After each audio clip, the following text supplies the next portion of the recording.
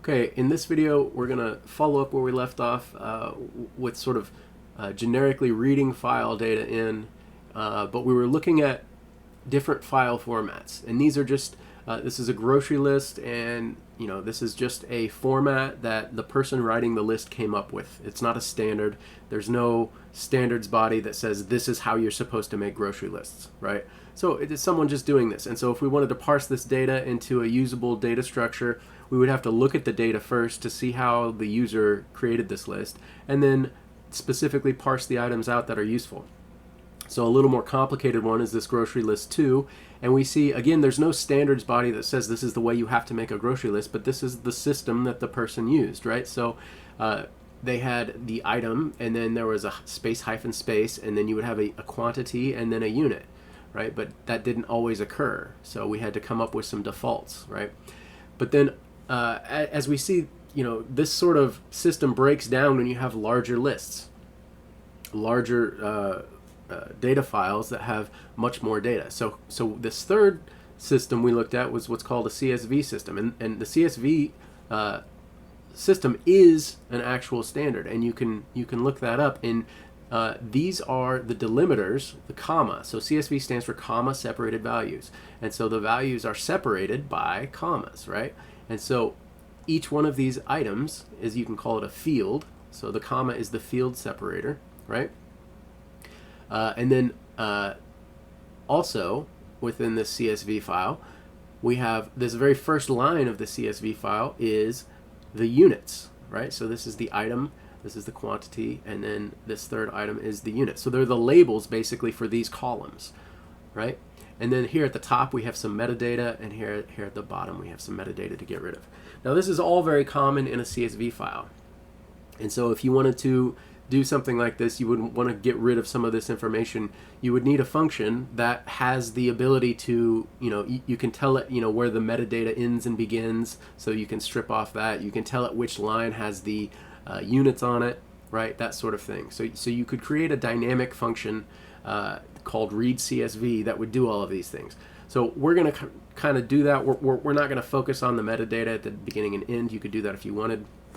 I'm going to try to keep this video somewhat short, but we're going to add on to our utilities file here, and the only function in here that we were testing was read file. But then after we read that file, we had to do all of this extra stuff. We had to parse this because for the first system, grocery.txt, we had to look at the way the user created their list, and then based on that, we had to parse the data out, right? And in test 2, it was a different way, right? The data is sort of organized in a different way, and we had to parse that out.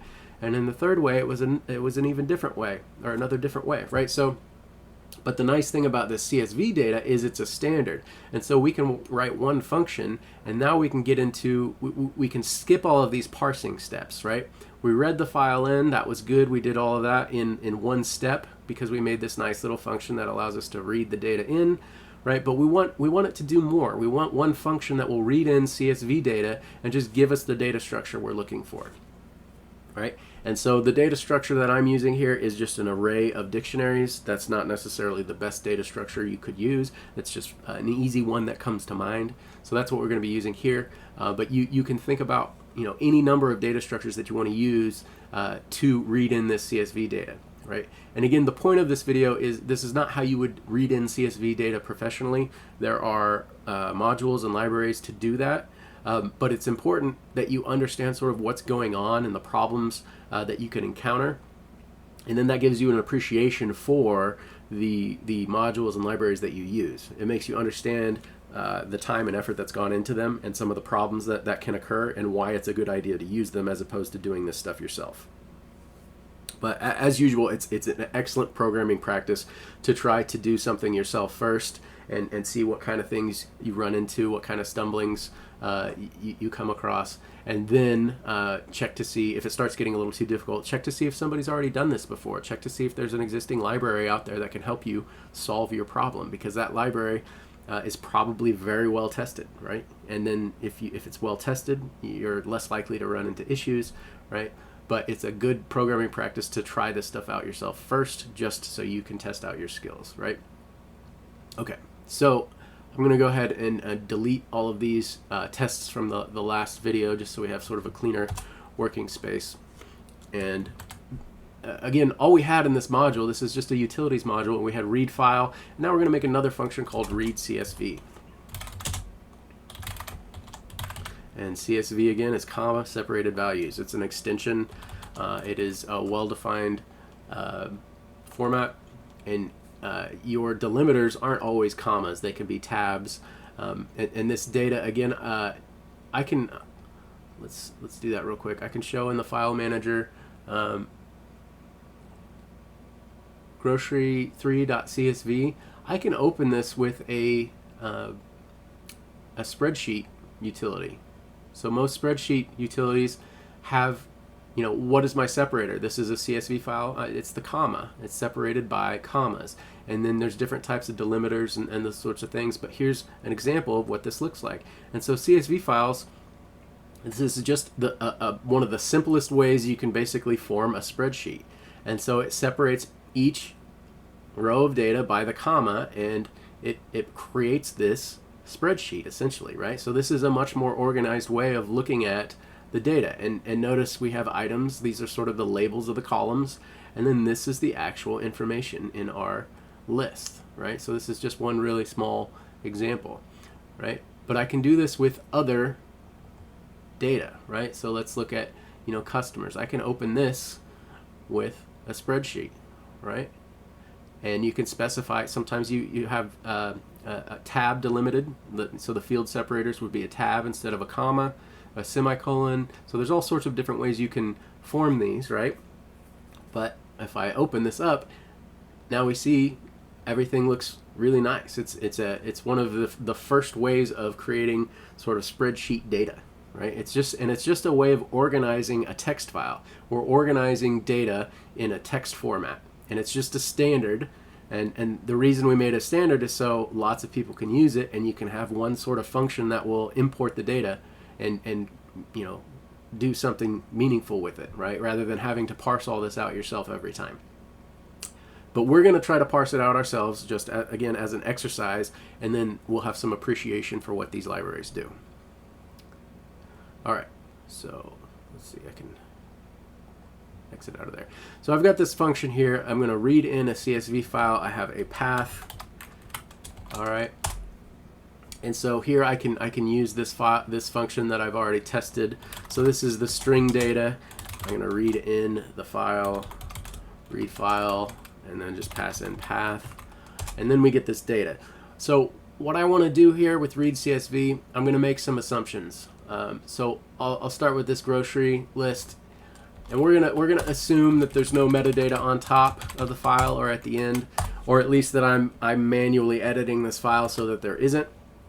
I could make my function more robust and add additional properties where I could say metadata, ends on line 2 or something like that, and there's a header and a footer. So I could make my function robust enough to handle that, and then the libraries that actually do read in CSV values or files, they have all of those options, and you can think about all sorts of different options that you might want to add, right? But we're going to keep this as simple as possible, right?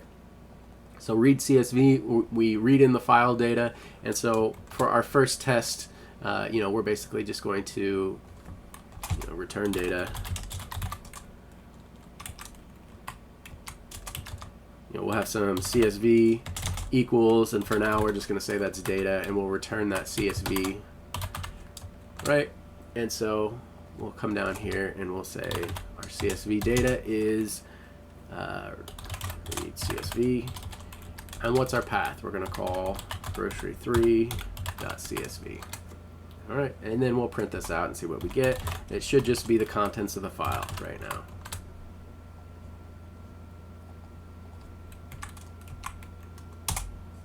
Right, and sure enough, this is a simple CSV file. Okay, so what do we want to do? In this read CSV file, we don't want to have to, anytime we read in a CSV file, we don't want to have to parse this. We want that to happen automatically one time with this function, and we can just focus on looking at the data or searching the data or doing whatever we want with the data. All right, so what we want to do, we're going to also make another assumption that the first line here, these are the units, right? So we need to know that. And again, the CSV libraries out there, not all data has that first line as the units or the labels, right? So that would be an extra option you could add here to this function to make it more robust, right? But we're just going to assume that in all of the CSV files we're looking at, that first line is the units or the labels, right? So labels. So the first thing we want to do is we've just got, this is raw string data. So we want to split this over the new line character, right? So we have a list. So the lines of data is data.split over new line, right? And then the labels are the first line. So the first item in the list, and we'll split that over the comma, which is the field separator, right? And again, the field separator can be something other than a comma, right? So you might have extra options here, field separator, and just default this to a comma, and then you might have a record separator and default that to the new line character, because you could have, the records could be separated by any character that you want, potentially, right? So you could make this function much more robust, and the real CSV libraries have all of these options. There's a tremendous number of options, okay? But we're going to keep this simple, and we're going to assume that the field separator is always the comma, and then the record separator is always the new line character, right? So if we weren't assuming that, then I'd be using, record separator here, and I'd be using field separator here instead of just new line and comma, right? So again, that's just one more way that you could make this more robust, but we're going to try to keep it simple. All right, so we have labels. That's the first item in the list, right? So index 0, and we're splitting that over the commas. So this should give us a list of the individual labels, and then the records. So that's basically, lines minus the first one, because the first one is labels, right? So it's this list of values, right? But we also want to split those over the comma, right? So we can do that using sort of an advanced syntax. We can say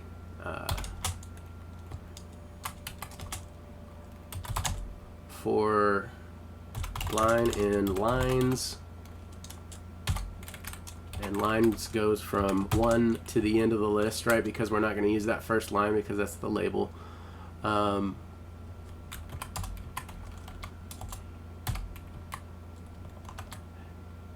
let's see, labels, and then so this is sort of an inline way of using a for loop, and I'm going to make another list from an existing list. So for each line in lines, and then this value over here is going to be what's returned to my list. And so I want line.split over the comma. So this is basically saying for each line in our list here, I want to make a list, and that list is going to be, each item in that list is going to be this value. So now this value itself is going to create a list. So records is going to be a list of lists, right? And so we can print out labels and print out records.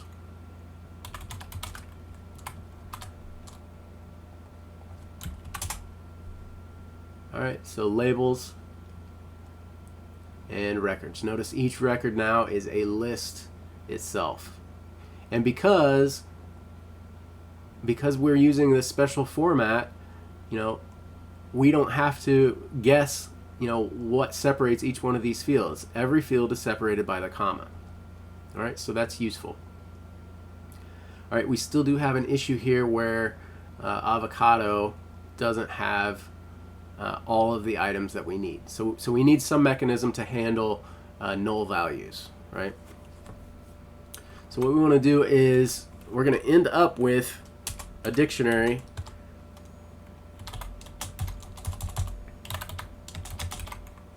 Well, it's actually going to be a list of dictionaries. So that's how we're deciding to read in the CSV data.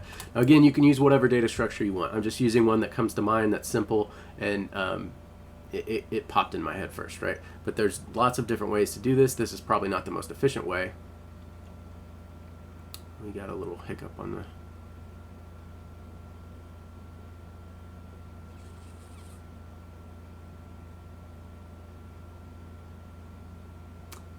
All right, my screen messed up a little bit there, so let's pop this back.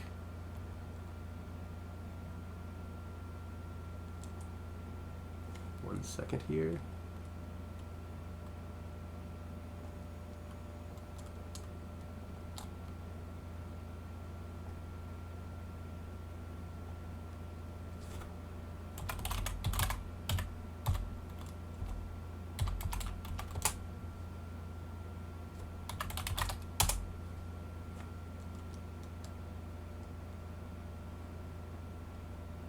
All right, we should be back. Sorry about that. We'll run this one more time. Okay, so we are going to have to be concerned of avocado here.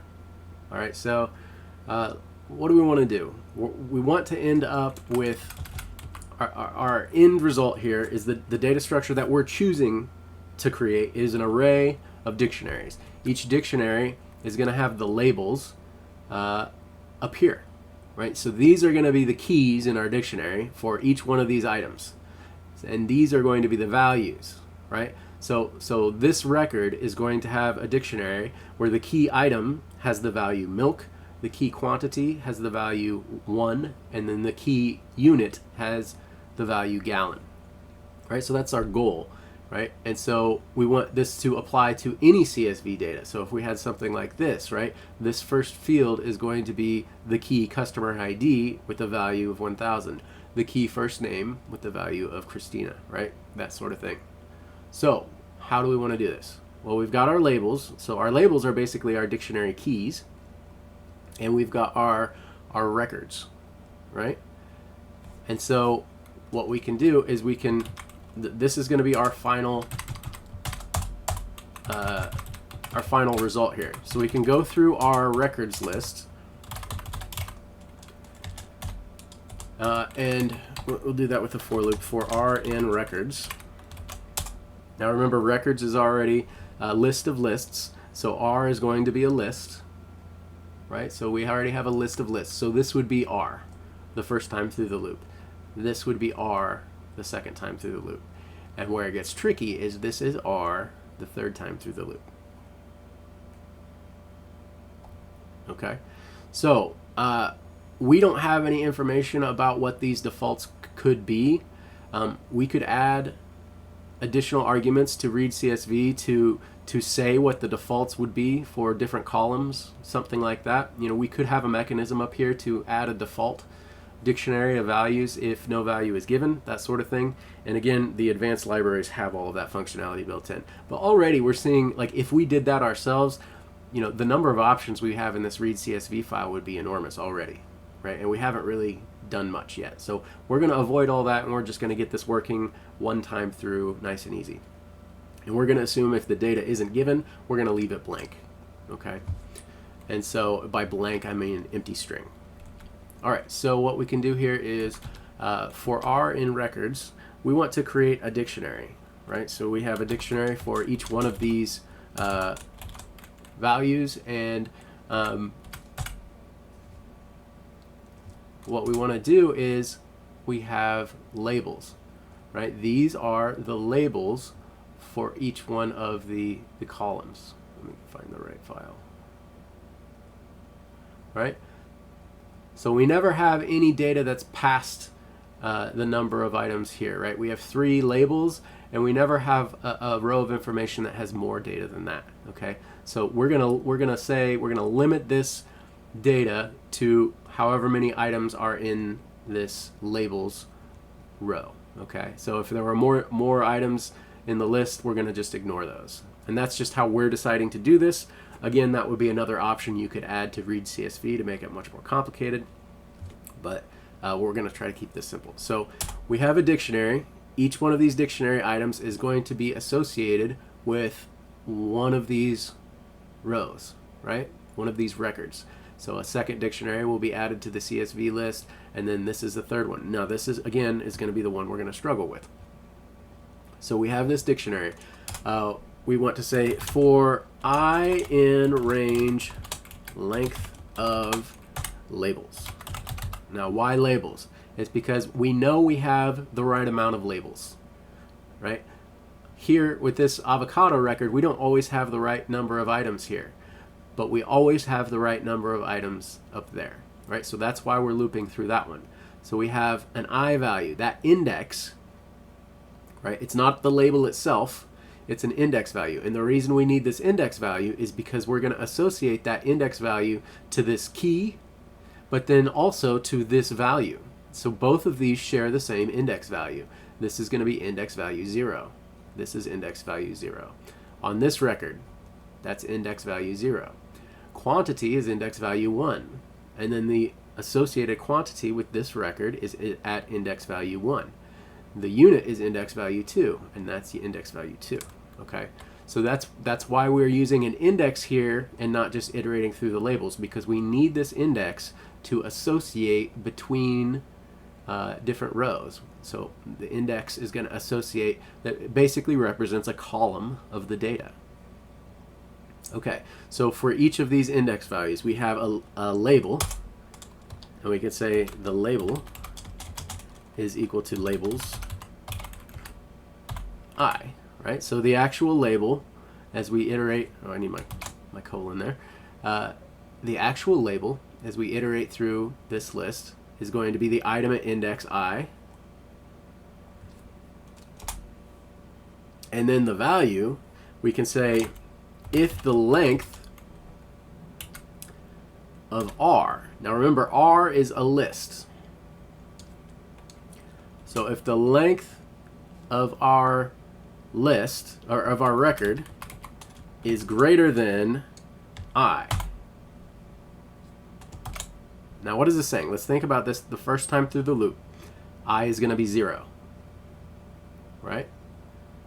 So I is going to be associated with this label, item, with a capital I. So this is going to be the string label, right? But then we want to look at this, which we know is a list. This is the actual data that we have, right? So this is the list of labels, and then this would be one particular record. So index 0 is going to be associated with this label, and index 0 is going to be associated with this value, right? So we can say if the length of our list, R, is greater than the index we're talking about, so the length of our list in this first one is 3. Is 3 greater than the index we're looking at? Well, the first index we're looking at is 0. Right? So that's true. Then we can say our dictionary at label. So remember, label is what we got from our lists of labels. We're going to set this equal to the value, which is record at index.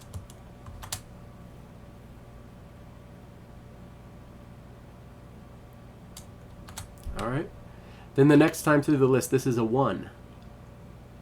All right, so that's going to be associated with the label quantity. And we can say is the length of our list, which is, we know R is 3 in this first case, is that greater than 1? Yes. So we can say di label R of 1.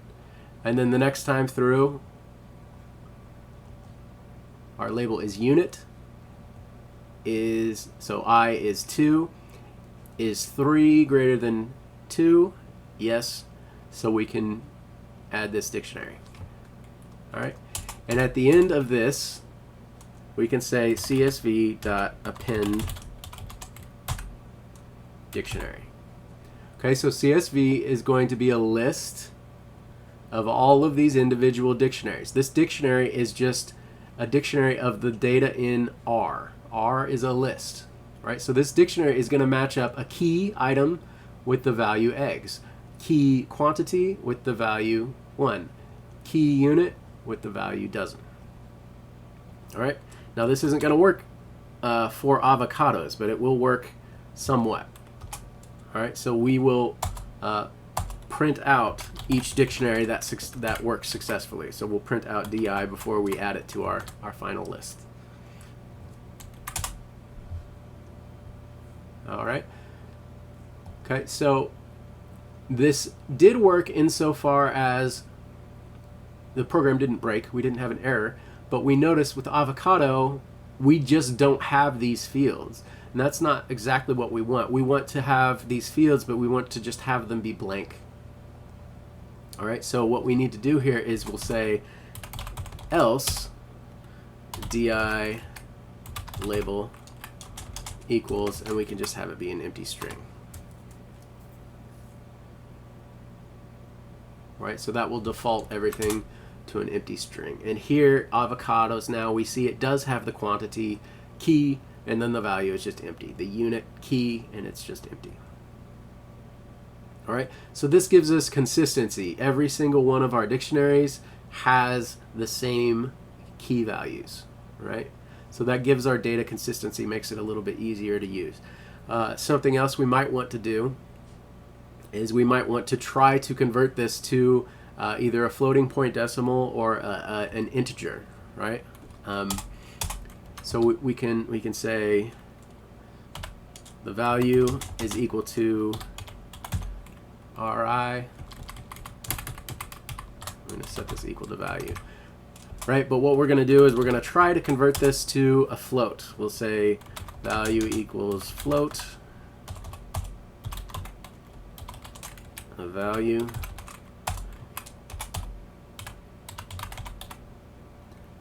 Right, and we can see what's the exception we want to use. We can run Python 3 and we can try to convert something that you can't convert.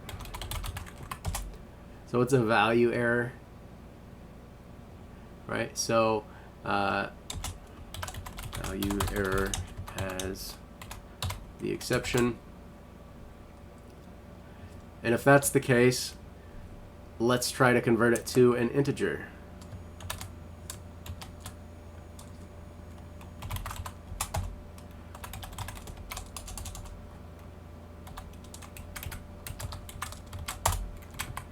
Okay, now the reason we want to try to convert this to a float first is because,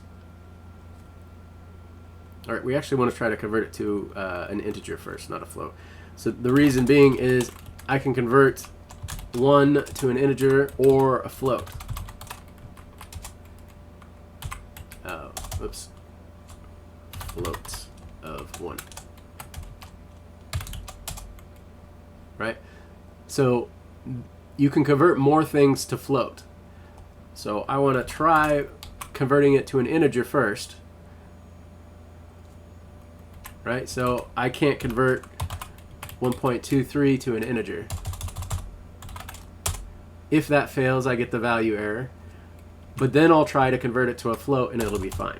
So if I do it this way, things that can be converted to an integer will be.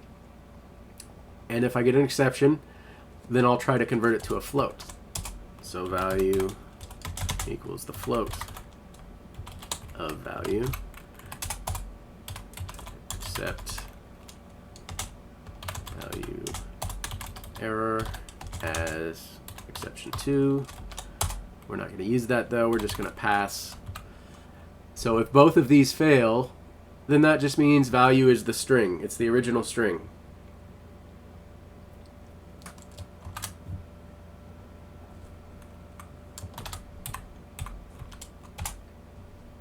Okay, and notice here now this is an integer, we don't see the quotation marks around it. Whereas if we scrolled up here, we did have quotation marks around the value. So this has successfully been converted to an integer if our data, you know, was something like this. Let's say we want a half dozen of eggs, 0.5. Right, we can run this. And we see that this has successfully been converted to a float. We know this isn't a float because it doesn't have a 0.0 at the end, right? So anyway, this is a somewhat robust method of parsing read CSV. Notice all of the lines of code that we have in here, right? We don't want to do this every single time we read a CSV. That's why we're making a function to do this, right? So I don't need these print statements anymore, but this is effectively my read CSV file, right? And I can run this and test it, right? And this gives me a list of dictionaries.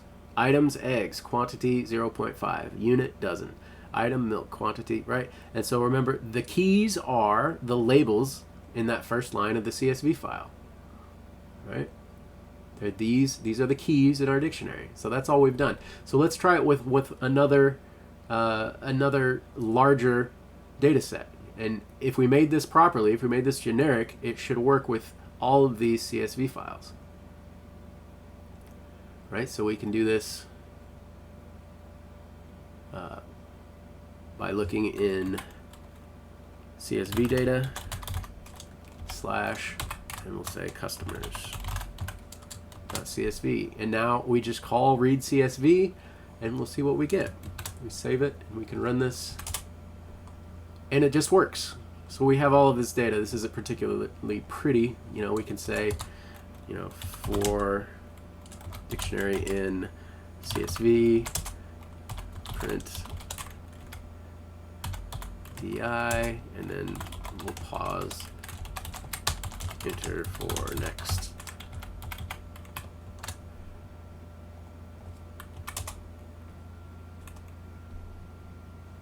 All right, and we've got, let's see, one of these. Oh, the problem is we're printing out that whole CSV. Okay, run it again.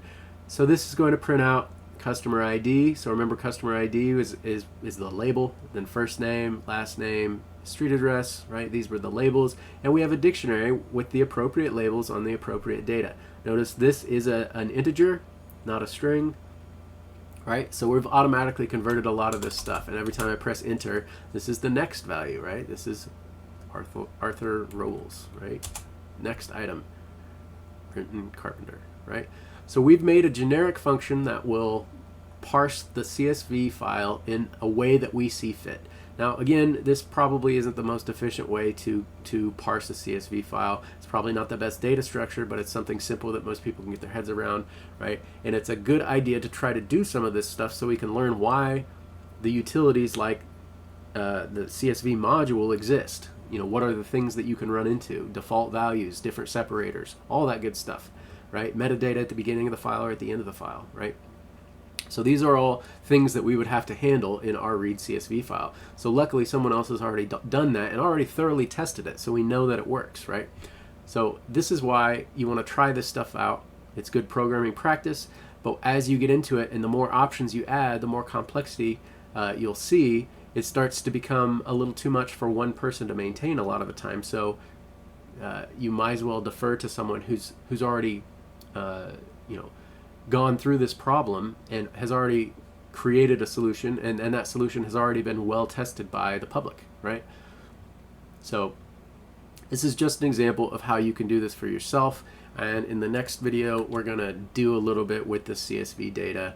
We're going to answer a few questions about the CSV data using our new read CSV function.